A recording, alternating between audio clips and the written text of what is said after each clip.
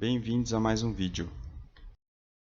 Neste vídeo, vou apresentar 11 itens de meus estudos sobre o direito administrativo referente ao assunto da Lei 8.429, de 2 de junho de 92, que dispõe sobre as sanções aplicáveis em virtude da prática de atos de improbidade administrativa. Conceitos e características da improbidade administrativa.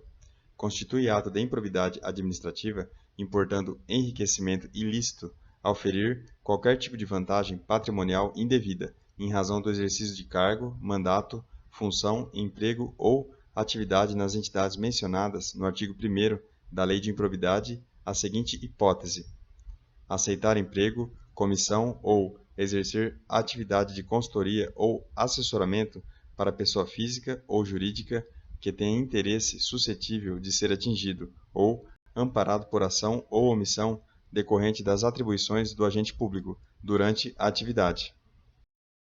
Vejamos agora uma situação hipotética.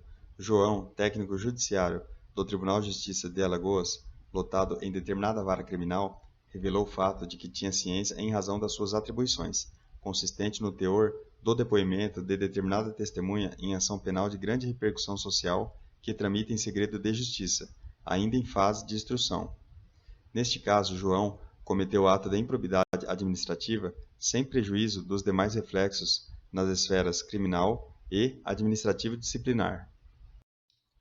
Imagine que, hipoteticamente, um servidor da Câmara Municipal de São José dos Campos dispense indevidamente a realização de um processo licitatório e efetue uma compra direta. Esse servidor, nos termos da lei federal, praticou, em tese, ato de improbidade administrativa que causa prejuízo ao erário. Vejamos agora outro caso hipotético. Márcia estagiava no gabinete do desembargador de determinado tribunal, auxiliava o assessor na inclusão dos votos nos processos e no sistema de acompanhamento de processos, razão pela qual recebia aqueles documentos antes de se tornarem públicos. Passado certo tempo, desde o início do estágio, passou a adulterar algumas decisões a pedido de interessados, recebendo para tanto remuneração significativa. A conduta de Márcia tipifica ato de improbidade na modalidade que gera enriquecimento ilícito, considerando-se demonstrada a conduta dolosa. Servidor que lança mão de seu cargo para viabilizar acesso a informações privilegiadas referentes a concurso público incide em ato de improbidade, que atenta contra os princípios da administração, que exige prova de dolo, ainda que este elemento subjetivo não venha a ser imprescindível para a responsabilização do servidor em outras esferas. No que diz respeito à improbidade administrativa, vejamos agora uma conduta que atenta contra os princípios da administração pública: descumprir as normas relativas à celebração, fiscalização e aprovação de contas de parcerias firmadas pela administração pública com entidades privadas. Determinado servidor público foi condenado criminalmente pela prática de crime contra a administração pública.